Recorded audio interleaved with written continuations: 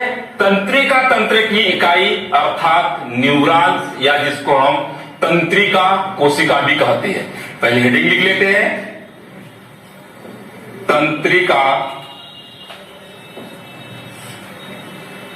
तंत्र की इकाई, इसको क्या क्या कहते हैं, न्यूरॉन या तंत्रिका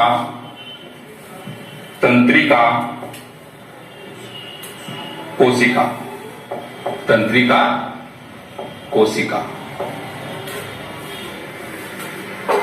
तो क्या होती है इसको हमें समझना है कि हमारे शरीर में जो तंत्रिका तंत्र होता है जिसको हम नर्वस सिस्टम कहते हैं, उसकी संरचनात्मक एवं क्रियात्मक इकाई जो होती है जिसको कि हम न्यूरॉन या तंत्रिका कोशिका भी हम कहते हैं। तो इसको तंत्रिका तंत्र की कोशिका क्यों कहा जाता है, इसको समझने के पहले हम इसकी एक बार संरचना देखेंगे, उसके बाद हम देखेंगे कि वो किस प्रकार से इसमें जो इंफॉर्मेशन या सूचनाओं का संचलन होता है या उसको बोलते हैं कि कंडक्शन ऑफ नर्व इंपल्स, तो वह किस प्रकार से होता है। सबसे पहले देखिए इसकी संरचना बहुत सरल है। यह एक इलेक्ट्रिकल वायर या एक तंतु के समान संरचना हमें दिखाई देती है। इसको हम देखेंगे तो इस प्रकार से इसको बनाना बहुत ही आसान है। ये देखिए इस प्रकार से आप इसको बना सकते हैं। यहां पे आप इसको आगे इस प्रकार से और प्रवर्धक बना सकते हैं, इस प्रकार से, इस प्रकार से, इस प्रकार से आप धागे धागे के समान संरचना यहां पे बना सकते हैं। और यहां पे नीचे की तरफ नर्व एंडिंग इस प्रकार से यहां पे। अब ये जो मोटा वाला जो प्रवर्धक है इसके ऊपर एक शीट होती है जिसको कि हम बोलते हैं माइलिन शीट, जो कि प्रोटीन और वसा की बनी हुई होती है। इस प्रकार पहले हम बना लेते हैं, फिर एक एक करके इसको समझा देंगे। इस प्रकार से देखिए ये जो इसके प्रमुख दो भाग होते हैं, एक तो यहां से ऊपर वाला जो भाग है इसको कि हम क्या कहते हैं, साइटॉन या सेल बॉडी। इसमें साइटॉन में एक केंद्रक होता है और यहां पे साइटोप्लाज्म होता है। क्या होता है, साइटोप्लाज्म, जिसको कि हम क्या बोलते हैं, केंद्रक और कोशिका द्रव, या इसको हम हिंदी में लिख देते हैं यहां पे कोशिका द्रव, कोशिका द्रव। ठीक, ये होते हैं डेंड्राइट्स। क्या होते हैं,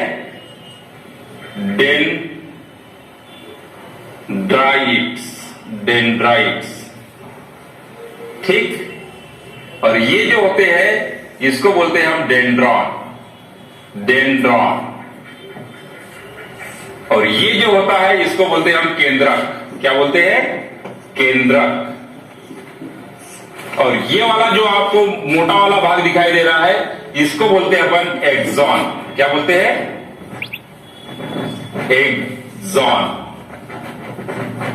और ये वाले जो आपको इस प्रकार से आपको यहाँ पे खंड खंड दिखाई दे रहे हैं इसको बोलते हैं माइलिन शीट। यहां पे थोड़ा सा स्ट्रक्चर बना लेते हैं, ये इस प्रकार से, ये इस प्रकार से, ये तो ये वाला जो भाग है इसको बोलते हैं हम एक्सॉन। और ये आपको जो संरचना दिखाई दे रही है इसको बोलते हैं हम माइलिन शीट, माइलिन शीट। और माइलिन शीट यहां पे जो आपको खंडों के बीच में इस प्रकार से जो मेम्ब्रेन दिखाई दे रही है इसको बोलते हैं रेनवियर की नोड। इसको क्या बोलते हैं, रेनवियर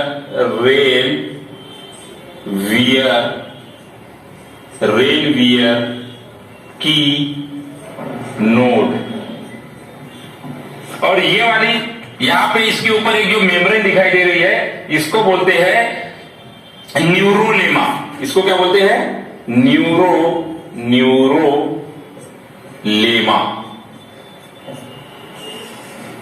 न्यूरोलेमा। और ये होती है नर्व इंडिंग। ये क्या होती है? नर्व इंडिंग है, जिसको हम सीरा बोल सकते हैं, तंत्रिका कोशिका का सीरा। तो इस प्रकार से आप इसको लिख सकते हो। देखिए क्या क्या संरचना दिखाई दे रही है। एक तंत्रिका कोशिका जो कि हमें किस प्रकार से दिखाई दे रही है, एक धागे के समान संरचना दिखाई दे रही है। ऊपर वाला भाग हमें कुछ स्टार के समान दिखाई दे रहा है। इसको बनाने के लिए आप इस प्रकार से सी करके बना लीजिए, तो यह इसकी संरचना बन जाएगी।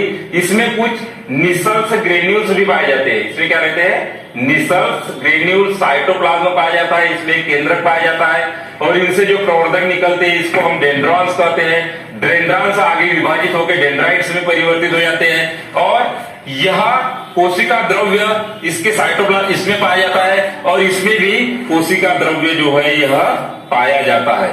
तो इसको बोलते हैं एक्सॉन का जो कोशिका द्रव्य होता है। और यह जो माइलिन शीथ होती है, यह प्रोटीन और वसा की बनी होती है। किसकी? प्रोटीन और वसा की बनी हुई यह माइलिन शीथ होती है, जो कि चारों ओर से न्यूरोलेमा नामक एक झिल्ली से घिरी होती है। और यह झिल्ली बीच बीच में जो आपका जो माइलिन शीथ होती है, इस प्रकार से जिस न्यूरोलेमा झिल्ली से अलग रहती है, इसको बोलते हैं हम रेनवियर की नोट। और यह जो हमारे शरीर में इसी के द्वारा तंत्रिका तंत्र का निर्माण होता है, चाहे वो मस्तिष्क हो, चाहे वो हमारी स्पाइनल कार्ड हो, या हमारी पेरिफेरल नर्वस सिस्टम हो। हमारे शरीर में इसका पूरा जाल बिछा होता है, और इसी के माध्यम से सूचनाओं का आदान प्रदान हमारे शरीर में होता है। किस प्रकार से कंडक्शन होता है, सूचना किस प्रकार से आगे बढ़ती है, किस प्रकार से इफेक्टर ऑर्गन तक जाती है, इसकी चर्चा हम करेंगे। यहाँ पे इस प्रकार से हो गई ये तंत्रिका तंत्र या न्यूरॉन्स या तंत्रिका कोशिका की संरचना, या इसको हम लिख देते हैं संरचना। ये है संरचना। चीज क्लियर है? क्या क्या चीज दिखाई दी? बिल्कुल लिखा हुआ है स्पष्ट। एक्सॉन, ये केंद्रक, इसको हम बोलते हैं सेल बॉडी। इसको क्या बोलोगे आप? Cell body. सेल बॉडी, या इसी को हम बोलते हैं साइटॉन। देखो साइटॉन में क्या क्या दिखाई दे रहा है। साइटॉन की चीजें आपको याद रखना है। डेड्रॉन, डेड्राइन्स, कोशिका द्रव्य, केंद्रक। ठीक है। एक्सॉन ये दूसरा भाग है। ये पहला भाग हो गया साइटॉन, और दूसरा भाग क्या हो गया? एक्सॉन। तो एक्सॉन में आपको याद रखना है माइलिन शीथ, न्यूरोलेमा, रेनवियर की नोट, और लास्ट में यहाँ पे आपको ये फिर से धागे की समान संरचना आपको दिखाई दे रही है। इसको बोलते हैं नर्व इंडिंग्स। ठीक है। यह हो गई तंत्रिका। अब इसमें हम देखेंगे किस प्रकार से सूचनाओं का आदान प्रदान होता है, इसके बारे में हम चर्चा करते हैं। अब हम देखते हैं कि जो तंत्रिका कोशिका में किस प्रकार से जो विद्युत आवेग होता है या जो सूचना होती है, वह विद्युत आवेग के रूप में किस प्रकार से एक स्थान से दूसरे स्थान पे जाती है। तो इसके लिए हमें यहाँ पे एक डायग्राम फिर से बनाना पड़ेगा। हम डायग्राम बना देते हैं। सिंपल सा डायग्राम है, ज्यादा बड़ा नहीं बनाएंगे। बिल्कुल सिंपल बनाने के लिए हमें इस प्रकार से बना देंगे। ठीक। ये इस प्रकार से, इस प्रकार। ठीक। यहां पे जल्दी जल्दी बना लेते हैं क्योंकि सिंपल बनाना है हमें। और यहां पे इस प्रकार से माइलिन शीथ बना लेते हैं। ठीक। दोनों तरफ से बना लेते हैं, और न्यूरोलेमा शीथ भी बना लेंगे इस प्रकार से। ये हो गया हमारा, ये हो गई नर्व इंडिंग। इस प्रकार से ये हो गई नर्व इंडिंग, या इसको अपन क्या बोलते हैं? तंत्रिका कोशिका का अंतिम सिरा।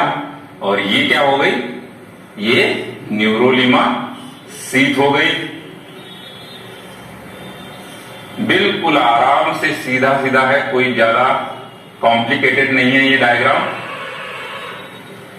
इस प्रकार से। ठीक, अब देखिए हमने नामकरण पता ही है, ये क्या है हमारा साइटॉन है या कोशिका, इसको साइटॉन बोलते हैं, इसको लिख देते हैं हम साइटॉन, साइटॉन।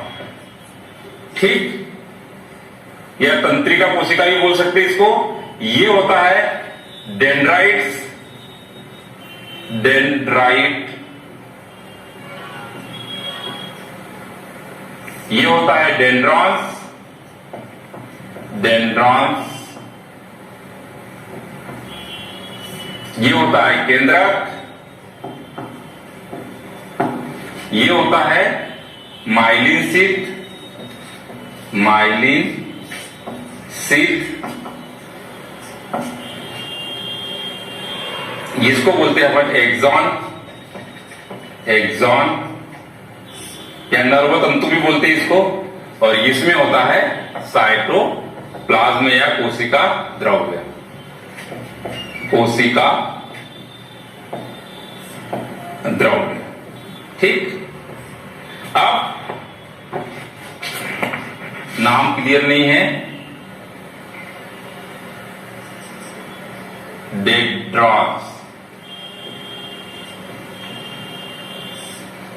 ठीक, ये हो गया केंद्र, ये हो गया तंत्रिका का अंतिम सिरा, तंत्रिका कोशिका, कोशिका का अंतिम सिरा, अंतिम सिरा। ठीक, अब हमारे शरीर में एक तंत्रिका दूसरी तंत्रिका से जुड़ी होती है, एक तीसरी तंत्रिका से जुड़ती है, इस प्रकार से एक के बाद पूरे शरीर में जो है इसका नेटवर्क या एक जाल बिछा होता है। तो जैसे ही यहाँ पे तंत्रिका कोशिका का सिरा समाप्त होता है, वहां से दूसरी तंत्रिका शुरू हो जाती है। तो यहाँ पे हम एक तंत्रिका कोशिका फिर से बना लेते हैं इस प्रकार से, इसको भी सिंपल ड्रॉ करते हैं। ठीक, इस प्रकार से